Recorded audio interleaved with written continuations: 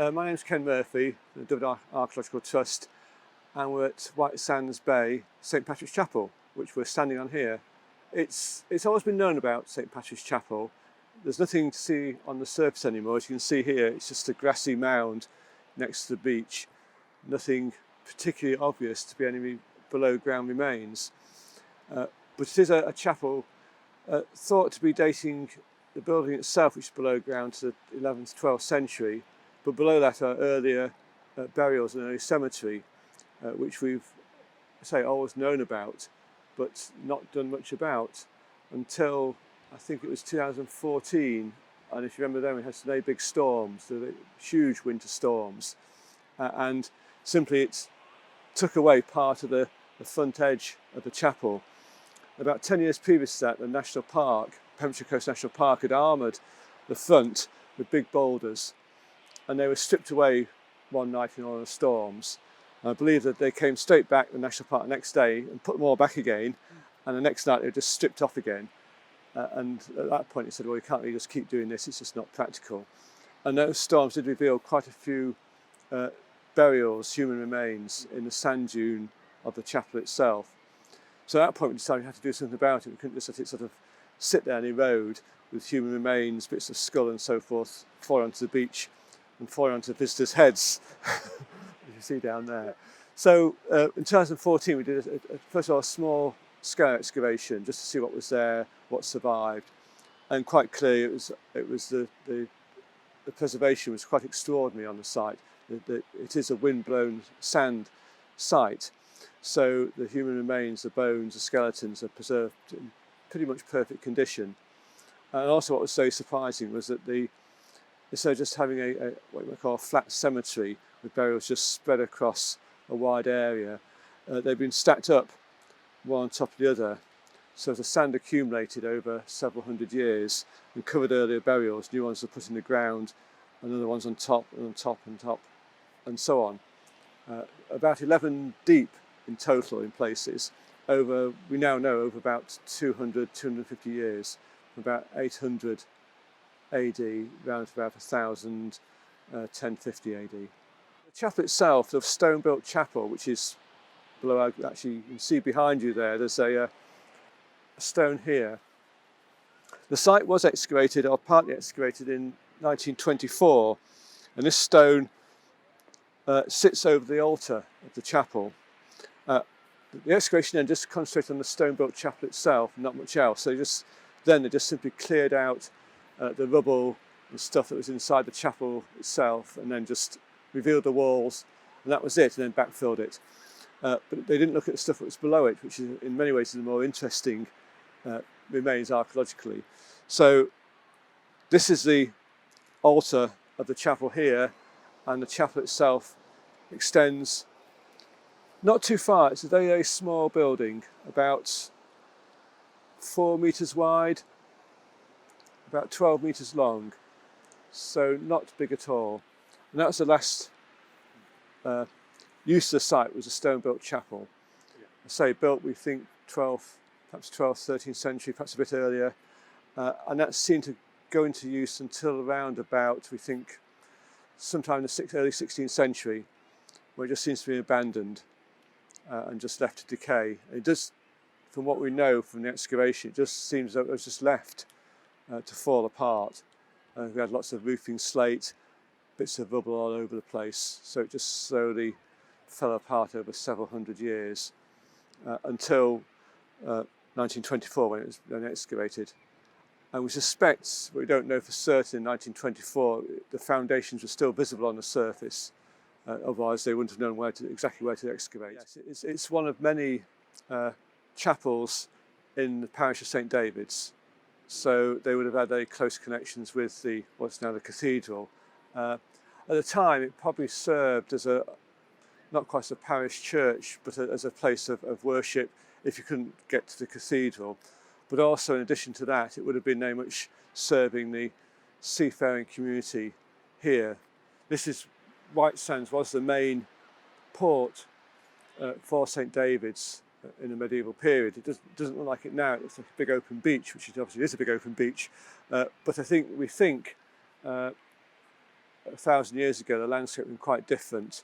There's hints that there was a big storm beach out there and a small inlet, an estuary, just here by the side of the chapel.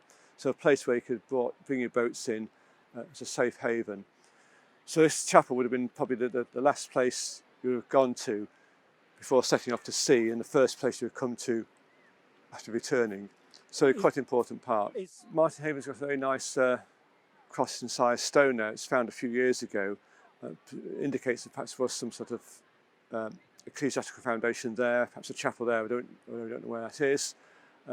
St Justinian's chapel is just a few miles around the corner here, around the headland. Again, that's on quite an open cliff area, but again would have served the local community. And there's others around as well in the parish. But I think these little coastal chapels were fairly common in Wales until, it seems, into the 16th century. Not quite sure, and also common inland as well, in what are now quite large parishes. You have little outlying chapels, simply because the parishes are too big. If you live on the outskirts of a parish, to actually walk to church and back again in one day would have been quite an effort. Yeah. So you visited a little local chapel. And for some reason, which you're not quite sure of, is that it looks around about the sort of late medieval period, 16th century, they were sort of abandoned, or many were abandoned, as this one was. Yeah. Yes, well, we've done 4 seasons of excavation so far, 3 weeks in each season, and the latest one was last year, 2019. So I hope to do another two seasons' work, and it's been quite extraordinary the amount of information we're going to have this site. It really is quite dramatic. Not just the reviewing the chapel itself, a stone-built chapel, but the really well preserved human remains and what we can do with those as well. And they're being looked at in Sheffield University by Dr. Katie Hamer, of all sorts of analysis we can get out of those. So that's fantastic to have that sort of a collection of bones, as it were. It's unusual in Wales. In fact, it's not quite unique, but it's very unusual, because most of the soils in Wales generally are very acid. So if you just move a few, not even a few kilometres inland, a few 100 metres inland, you would find the soils are quite acid. Any bone in the ground there, whether it's human bone or animal bone or whatever, would just rot extremely quickly, and so you actually get no remains whatsoever being preserved. Here, perfect preservation. It's in this windblown sand. So that's one real bonus for this site, just how extraordinarily well it is preserved. And the other thing that we're really quite keen on doing in the next couple of seasons is actually investigating what lies below the cemetery itself. So that's about 2.5 metres down here, it's not 3 metres down below my feet here, is what's happened prior to this site becoming a cemetery. And there we've got, we know the bit of work done so far is some sort of settlement. We don't know exactly what it is yet, because we've only just got one little bit of it so far to look at. But that seems to be round about the year 750 to 800 that was in use. And as well as no actual direct settlement evidence in the form of houses, but what we have got is quite clearly bone, animal bone, which are being used, cooking animals and so forth, and birds. We've got evidence of metalworking, small industrial metalworking, so we've got little crucibles and also moulds for making some sort of jewellery or similar objects out of bronze. And rather interestingly, that those moulds are of objects which we can't match up with known objects we've found elsewhere in Wales. So we're making these little things which we don't know exactly what they are, because the moulds are quite fragmentary, but whatever they're making is things which we don't know elsewhere what they could be. So that's very unusual as well. They're also working amber, so getting amber from somewhere, presumably washed upon the beaches here. You do find it occasionally on the west coast of Britain. It's more common on the east coast and in the Baltic area, but you do get it here. And making, again, little bits of amber jewellery and so forth. And you can see where you finally sieve the soil and analyse it in great detail, you find that you get these little amber chips where they're making scraping the amber to make presumably beads or similar bits of jewellery. So we've got that. So they're doing quite a few different things prior to cemetery actually coming into existence. Yeah. So very much a lot of the place names along the coast, North Pembrokeshire coast, are Norse names. And we have got, you don't get many artefacts apart from the stuff below the cemetery itself, which we've got those moulds and other stuff. But once you get into the cemetery itself, you don't get much in the way of artefacts, simply because these are Christian burials. So you don't bury people with grave goods, as it were. But we have got one very fine artefact, which is a bronze pin about so long, which is very distinctive and made in Dublin around about the year 1050. And Dublin is just, it's over that direction. So it's evidence of direct contact along this Irish Sea coast. And it's always worth bearing in mind, in fact, that travel up to very recently has been far, far easier along the sea than it was to go inland, far quicker. So it's probably far, far a bit quicker and easier to get from Dublin to here than to get, say, from here inland to like Carmarthen, which isn't too far away. You'd probably do it in half the time. The cemetery itself and the site is this mound of windblown sand, essentially. And the reason why it's a mound is because of all the burials in the ground. So essentially it's windblown sand came in, more burials put in the ground, more sand, more burials. And so it's a roughly circular mound which we're standing on, which in its final stage, when it would have been the stone-built chapel here, the mound would have been faced with a stone wall running around it. And out that way to the seaside, that stone wall has been taken away by the sea. So we know we've lost about, I think it's about 10 metres or so of the stone wall in its final stage out there. But what we don't know is how much further the cemetery extended beyond that. Some way, I would suspect, because we know on other sides that the earlier burials go out further than the mound. So we suspect that we've actually lost quite a lot of the cemetery out towards the sea. By projecting the stone wall around, how much we've lost of that. But actually how many human remains, how many burials have gone, we just don't know. It's impossible to say. It may have been, several hundred out that way, or it may have been 4 or 5. We just don't know. Yeah, so the cemetery itself, we now know through radiocarbon dating was in use from about 800 AD through to about 1050 or so. And then the chapel was built on top of that. But we are looking at, Katie Hamer from Sheffield University is looking at the human remains and analysing them in various different ways. And one way you can do is by isotopic analysis, get an idea where people came from, where they were born, and where they spent their early years of their life, and that was different from where they were buried. At the moment, we haven't done that for this site at the moment, but we will do sometime in the next few years.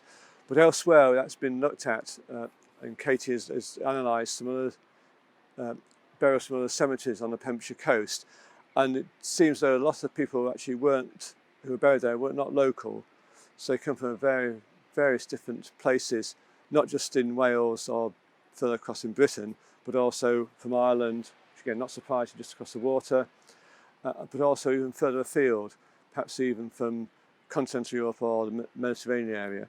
So quite a wide input of people from different areas into the west coast of Britain at that period, which is quite unusual, well, not unusual, quite a startling piece of evidence, which you wouldn't expect until that work was done. And the other thing that we can look at, which is being done at the moment as well, is looking at DNA and looking again at origins, but also family groupings of people buried here, what relations potentially are between different individuals being buried here. So there's a whole variety of different analyses you can do now with human remains, which 20, 30 years ago you wouldn't even have considered possible. And there will be more in the future as well, which you can do. One of the big problems we have with this period, this what we call the early medieval period, is that we don't have a very good handle on where people lived. We have good evidence of where they buried, where they worshipped, and the church, where the churches were, where the chapels were, and where the cemeteries were, and we can locate those without too much difficulty. But actually where people lived is a real problem to identify. So we don't have a really good idea of the landscape around here. Although looking across here at the moment, with all these tents and caravans and things in the background now, and the field systems here, we do know that some of these fields are quite ancient. Perhaps not the ones we're looking at immediately here, but a bit further up the slope and towards St David's Head on the headland, there are some prehistoric fields there and some later fields as well. So we do know there were fields here, and so that means, obviously means agriculture taking place. And indeed on the remains below the cemetery excavated, we have got evidence of, as I said earlier, about bones of animals being used, being cooked. So the usual stuff of sheep, pigs and cattle, which you expect to find, but also a variety of birds being consumed as well. Types of birds you wouldn't consider eating nowadays, but they were then. But also evidence of crops and cereal crops being cultivated. So again, oats, barley and wheat being used. Whether being growing immediately here, we don't know, but certainly being consumed here. So we expect we've got like a mixed agricultural landscape behind us here on the hinterland, and presumably somewhere then some various settlements and farms scattered around, but quite where they are, you just can't pinpoint them at all. To be honest, it's a period we don't know an awful lot about. Well, most periods of Wales don't know much about when it comes down to it, but yes, we are getting all these answers back constantly, which, and you say, raise new questions. So, I mean, the one about doing an isotopic analysis of where people were coming from, this is quite a diverse population, that's quite a stunning piece of evidence. So it wouldn't be, if you asked someone 20 years ago, where were the people who were buried here, where did they come from? You said, oh, they're just local people, with perhaps a few seafarers as well. But now it doesn't look like that at all. Whether that picture would be replicated inland or not, we don't know, but certainly on the coastal sites that seems to be the situation. We don't really know much about, say, settlements, what people were doing, how they got a living. I mean, getting little bits of bronze working, little bits of jewellery making, this sort of thing is quite interesting as well. So is that common? I mean, is that something which people would have done normally in their settlements, or is this a special site? Is this an unusual site? So all these sort of things were it's part of the bigger picture, which you add to, as you do more and more work, you get a better and better idea of what's going on. But it's just one little bit, and that's basically archaeology. You just add each time a bit more to the overall picture and build up this body of knowledge. So we are starting quite a low level still at the moment. Yeah, there's a variety of ages of people buried here. There's, not surprisingly, there's a very high child mortality rate, as there was until very recently in Western societies, and this is reflected in the burials here. Basically, it's a mixture of male and female. At the moment, there seems to be a greater number of females than males, but that might be because actually there's also just this area where you just can't identify the sex of some of the individuals. So if some of those are more male, then naturally it may even up a bit. But at the moment it looks like there's more females. But that's only a small sample of the whole cemetery. It's about 100 skeletons so far that have been analysed in detail. So it's still a relatively small sample to look at. As I say, there's a lot of children, not only they're young children buried here, which again is not surprising given the age of the cemetery. But it does seem as you come up into the last use of the cemetery, perhaps in the 11th century, it does seem to be almost exclusively children buried on the site. Whether that's because where we have been excavating is one particular area which is reserved for children, or whether actually the whole cemetery at that period was just reserved for children, we don't know at the moment. That's something we need to look at, and as we do a bit more work, it may become a bit clearer.